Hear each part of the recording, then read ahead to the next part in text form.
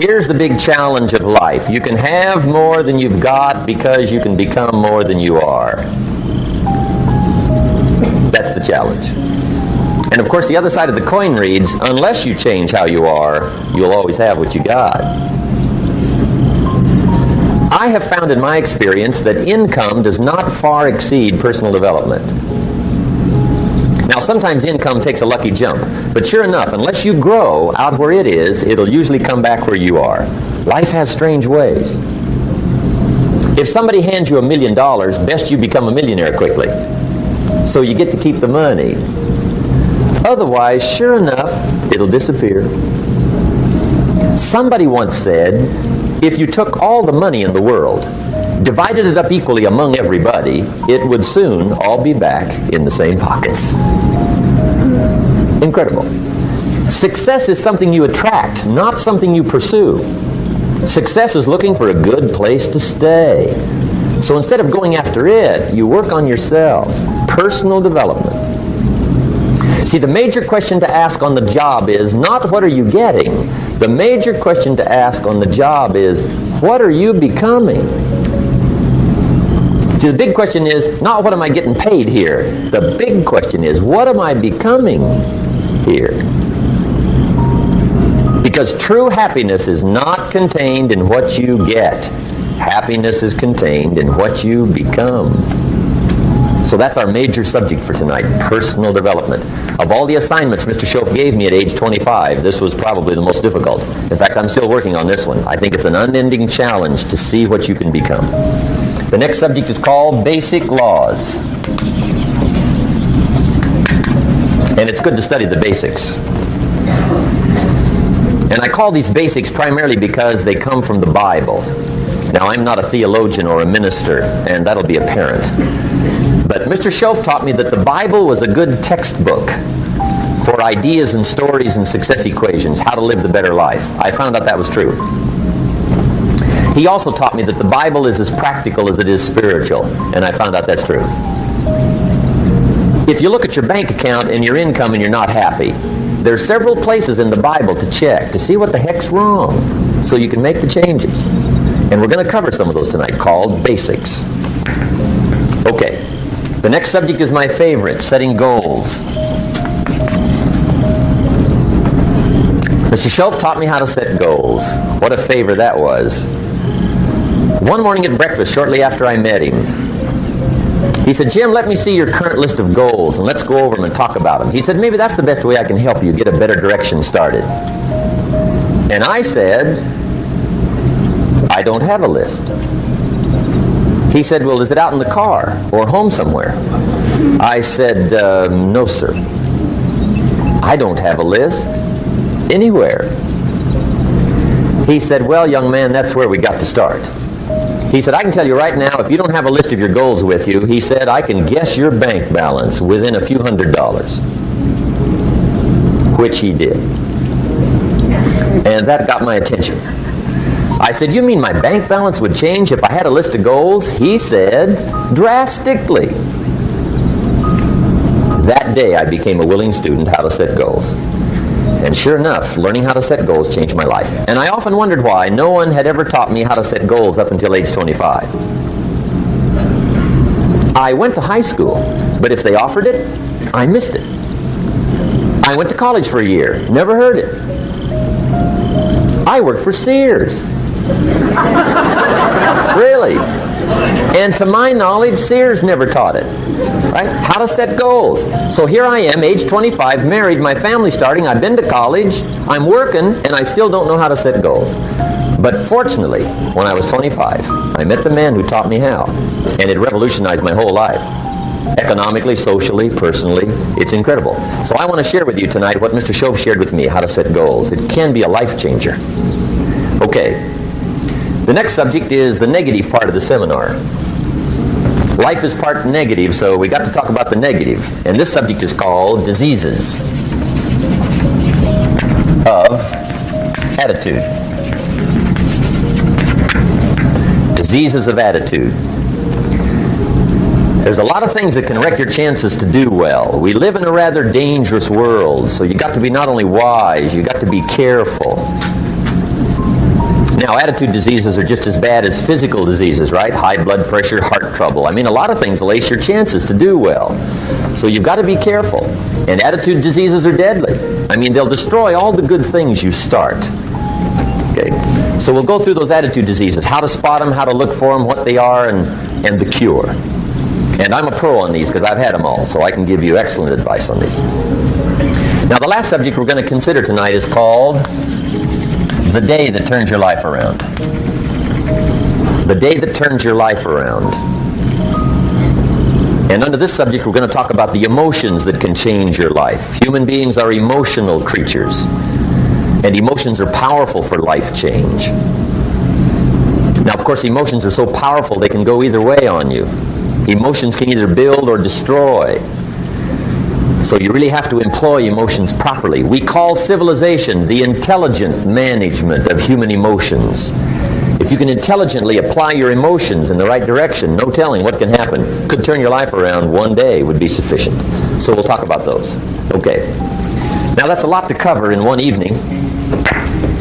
But we'll keep at it here and see if we can't get it all done. I'd like to have you now jot down the theme of the seminar. Every seminar should have a theme, I guess. We've got one. It's on some of our literature if you happen to notice it. But if you didn't, for your notes, here it is. The theme of the seminar. It goes like this. The major key to your better future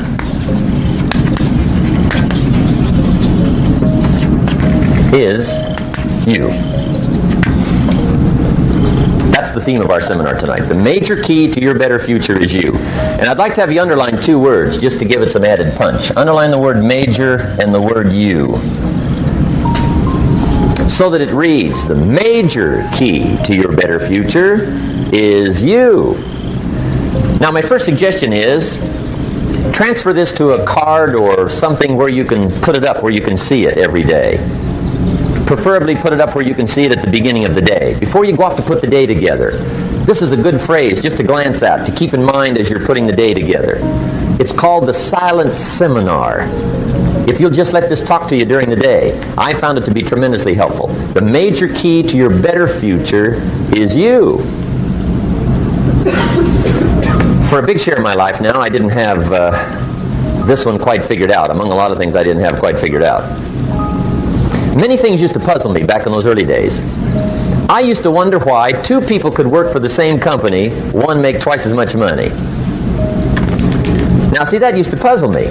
And maybe they were the same age, graduated from the same school, live in the same community, work for the same company, with the same products and the same services. They've got the same traffic, the same problems, and one makes $1,000 a month, the other one makes $2,000 a month. Now that was my puzzling question. Why would this long list be the same and the money twice as much? I asked, what's the difference between $1,000 a month and $2,000 a month? And I don't mean $1,000 a month, right? I can figure that out. But what makes the difference? Why would one person do twice as well, 3 times as well? Speaking economically. Now, I know there's more than one way to do well. I understand that. But in this little narrow area called compensation, what's the difference? Well, back then, with my faulty thinking, I'm trying to reason it out. I thought, well, maybe time makes some of the difference, right? Some people do better because they have more time. I used to say, Harold ought to be able to do well. He's got a lot of time. If I had all of Harold's time, I could do well. Now, that's got to be dumb, right? Number one, you can't get somebody else's time. A guy says to me one time, he says, you know, if I had some extra time, I could make some extra money. I said, then forget it. There isn't any extra time. Hey, when the clock strikes 12 midnight, that about wraps it up, right? I mean, you can look around the gongs there for a little more, but it's over. You say to the guy, what are you doing? He says, I'm looking for extra time. See, they'll come and take you away, right? There isn't any more time. Now, if you can't get more time, which you can't, what could you get more of that would make a difference in economic results? And here's the key word. Make it a part of your notes. We're going to consider it tonight. The word is value. And I have a little phrase for your notes. Value makes the difference in results. Value makes the difference. You can't get more time, but you can create more value. Now here's the first lesson of economics. Everybody should learn it from the time they're old enough to understand what a dollar means, how to earn one, how to get one, how to keep one, what to do with it. First lesson of economics. We primarily get paid for value. That's lesson 1. Bringing value to the marketplace. That's how you get paid. You don't get paid for the time. I know it takes time to bring value to the marketplace, but you get paid for the value, not the time. Now, since that's true, here's one of the key questions of the evening. Is it possible to become twice as valuable at the marketplace and make twice as much money in the same time? Could you become 3 times as valuable? Make 3 times as much money in the same time? Is that possible? The answer is yes, if. And it's always if, right? Life is known as the big if. Harry Truman once said, life is iffy. How true. And here's the big if we're going to consider it tonight. It's possible to do much better at the marketplace if you go to work primarily on yourself. And that's the theme of our seminar tonight. Learning to work primarily on yourself. People have asked me for the last 24 years, how do you develop an above-average income? And the answer is, become an above-average person. Develop an above-average handshake. Some people want to be successful. They don't even work on their handshake. As easy as that would be to start on. They let it slide. They don't understand. Develop an above-average smile. Develop an above-average excitement. Develop an above-average interest in other people. Develop an above-average intensity to win. See, that'll change everything. Probably one of the most frustrating experiences in life is looking for an above-average job with above-average pay without becoming an above-average person. It's called frustration.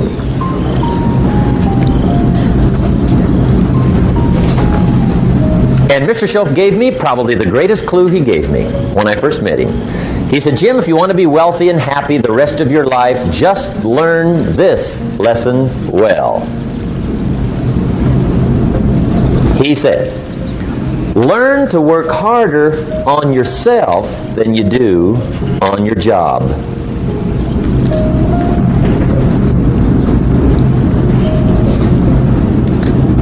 Then Mr. Schoaf gave me probably one of the most important clues among so many things he taught me, but this was in those early days. Mr. Schoaf was very kind, but he was also very abrupt. And he had these interesting questions to ask. I'm giving him a little rundown one day on how things hadn't worked out for me. He said, Mr. Rohn, I've got the answer for you if you will listen carefully. And listen carefully I did that day and for the next 5 years. If somebody's wealthy and happy, you gotta listen. He said, Jim, I've only known you a short time. But he said, it's already my honest opinion that for things to change for you, you've got to change. That wasn't quite the answer I was looking for. But that's the answer he gave me, and I pass it along to you on this warm summer evening in Anaheim, California, 1981. For things to change for you, you've got to change.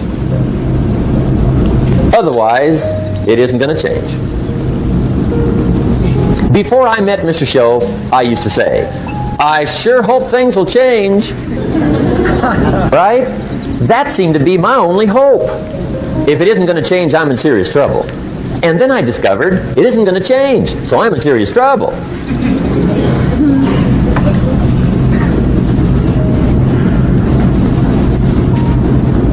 See, I can tell you what the 80s are going to be like. You have dropped into the right place. I did a seminar one time for Standard Oil executives and management in Honolulu. And we're having a conference one day on this big conference table. And one of them said to me, Mr. Rohn, you know some fairly important people halfway around the world. What do you think the 80s are going to be like? I said, gentlemen, I do know the right people. I can't tell you. So they all listened very carefully. And I said, gentlemen, based on my wide experience, I can really honestly say to you, in my opinion, in the 80s, it's going to be about like it's always been. Aren't you glad you came? That's inside. I don't pass that around just everywhere. Now, of course, I said that to make a point, but I also said it because it's accurate. It's going to be about like it's always been. It isn't going to change. The tide comes in, and then what? It goes out. For 6,500 years that we know of, recorded history, and probably long before that. So it is not going to change. It gets light, and then what? It turns dark. 6,500 years. See, it's not likely to change. And we're not to be startled by that. If the sun goes down, the guy says, what's happened, what's happened? It means he hasn't been here long, I guess, right? It always goes down about this time. The guy says, well, I don't like that arrangement. Well, you got to talk to somebody besides me, right? It gets light, then it turns dark. In rotation, the next season after fall is what? Winter. Pray tell, how often does winter follow fall? Every year regularly for the last 6,500 that we know of. See, it is not going to change. Now, some winters are long, and some are short, and some are hard, and some are easy, but they always come right after falls. It isn't going to change. Sometimes you can figure it out, sometimes there's no way to figure it out. Sometimes it goes well, sometimes it gets in a knot. Sometimes it sails along, sometimes it gets in reverse. See, that's not going to change. The last 6,000 years reads like this: opportunity mixed with difficulty. That's how it reads. It isn't going to change. The man says, well, if it isn't going to change, how will my life ever change? Answer, when you change. And whether I'm talking to high school kids or business executives, my message is always the same. And it goes like this: the only way it gets better for you is when you get better.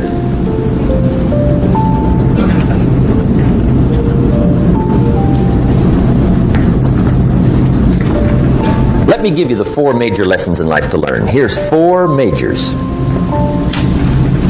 It's good to study the majors.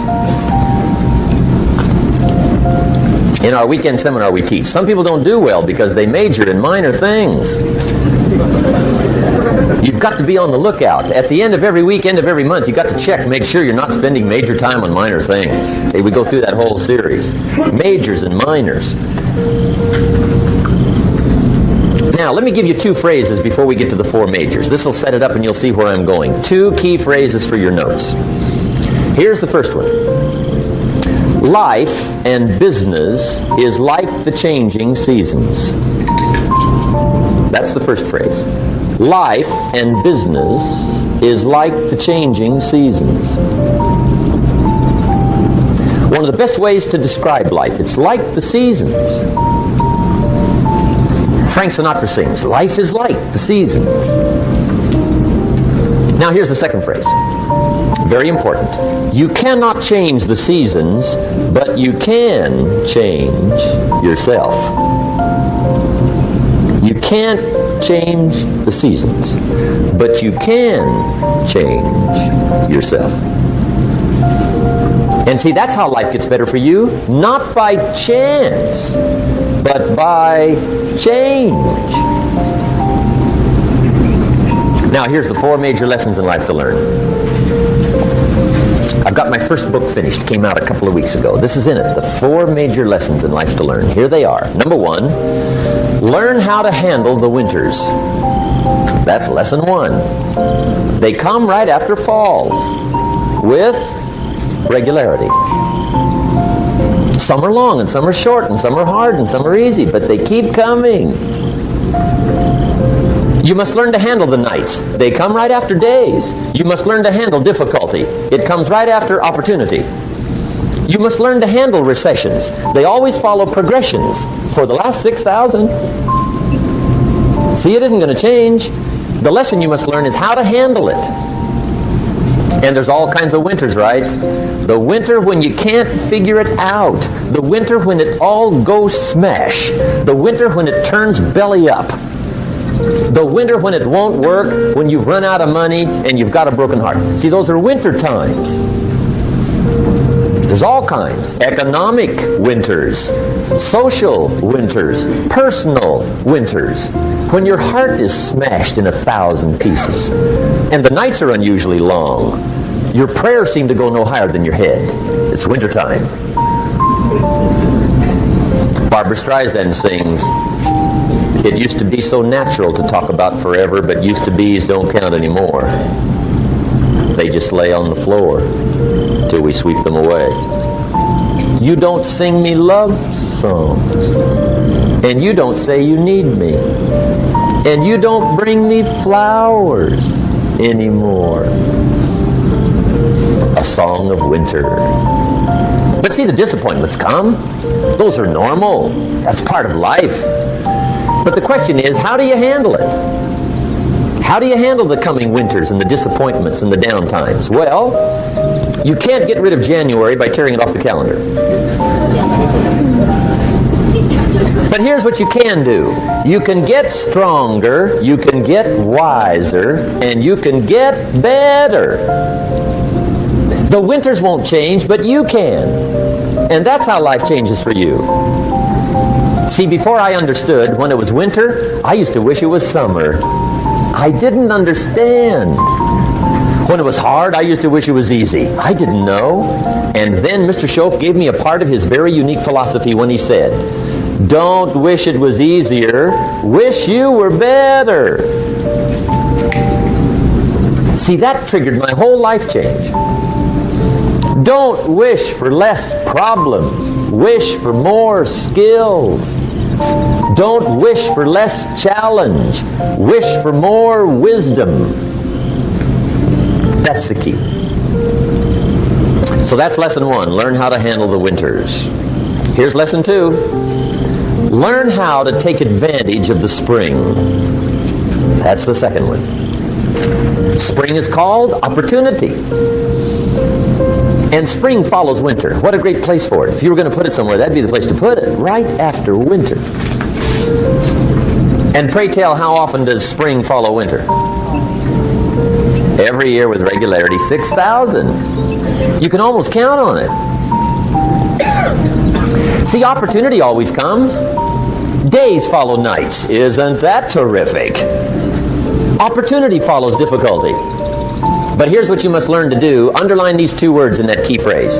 Take advantage. Underline those 2. You must learn to take advantage of the spring. See, just because spring rolls around is no sign you're going to look good come fall. You got to do something with it. In fact, you have to get good at one of 2 things in life. Planting in the spring or begging in the fall. Or get somebody to do it for you. See, those are about the only alternatives.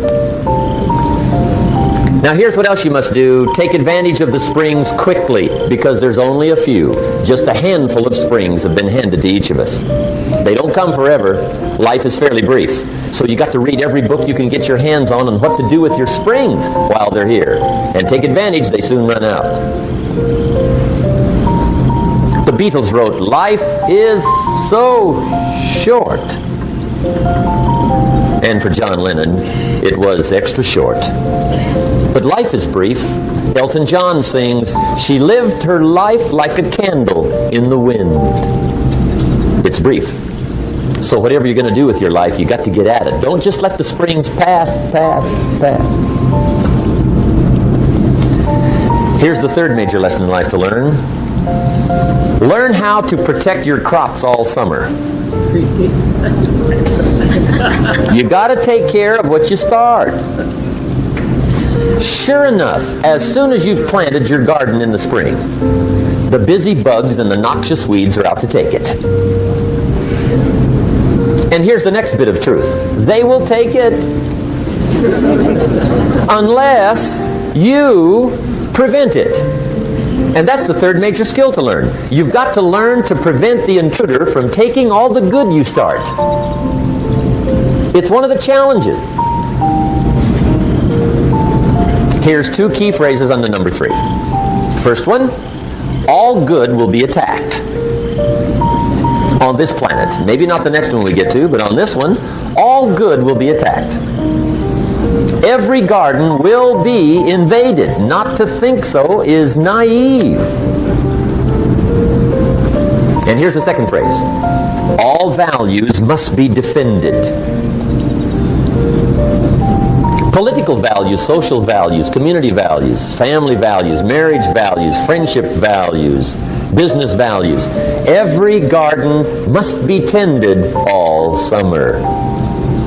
Third major lesson.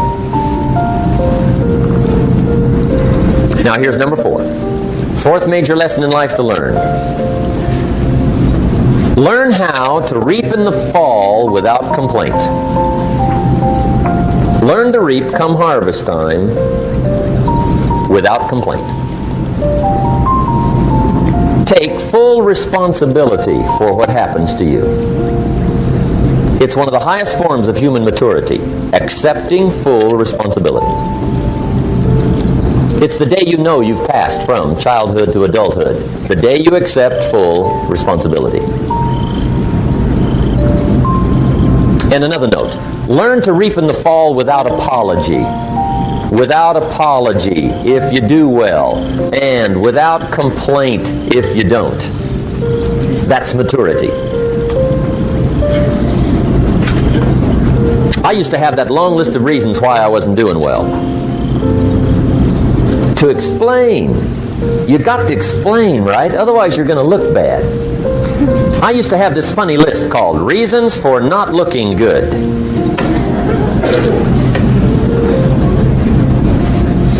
I used to blame the government. I mean, you can believe that or not. It was at the top of my list. I had a lecture second to none. The government. That was on my list. I used to blame taxes. Look what you got left after they take everything. And they expect you to do well. That was on my list there. Prices, that one's easy, right? You walk into the supermarket with $20, come out with a little half bag. So I had that on the list. I used to blame the weather. I blamed the traffic. I used to blame my car. I blamed the manufacturers.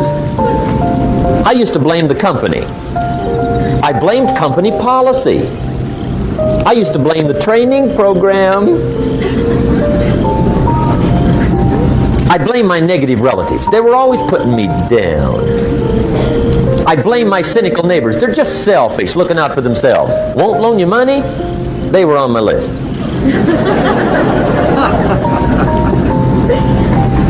I used to blame the economy. I blamed the community. That's a pretty good list for not doing well, isn't it? I thought it was good. I'll never forget one day, Mr. Schoaf was very kind, but he was also very blunt, and this was no exception. And I'm glad he was blunt. There's a lot of things I'd have missed if he hadn't have been blunt. One day, with sort of a curious look on his face, he said, "Jim, just out of curiosity, tell me, how come you haven't done well up until now?" Excellent question. I thought, well, so I won't look too bad, I'll go through my list. And this list I just gave you, I put that on him. And he was very patient. He let me go through the whole thing, the government, the weather. I went through this whole thing. When I finished, he looked my list over very carefully. He said, "Mr. Rohn, big problem with your list. You ain't on it." How brilliant.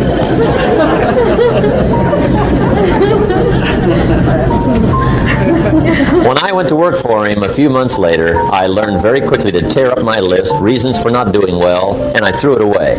And I got me a fresh piece of paper. And I put one word on it. Me. There's a Black Heritage spiritual that says, "It's not my mother, nor my father, nor my brother, nor my sister, but it's me, O Lord, standing in the need of prayer." See, I used to blame everything outside. And then let me give you a little philosophy that helped turn my life around. For your notes, here it is. It's not what happens that determines the quality or the quantity of your life. It's not what happens. And the reason is because what happens to about everybody. No different. The sun went down on all of us last night. A common event, a happening. And I found out that the same things can happen to two different people. One gets rich and one stays poor. Why is that? It's because it's not what happens, but rather it's what you do that changes everything. So that's a key phrase. It's not what happens, it's what you do. What happens is about the same. You might put that in parentheses here. Same. What people do, that's what's different. Anything can happen, right? Everything can happen. I've heard all the stories. I've been one of the stories.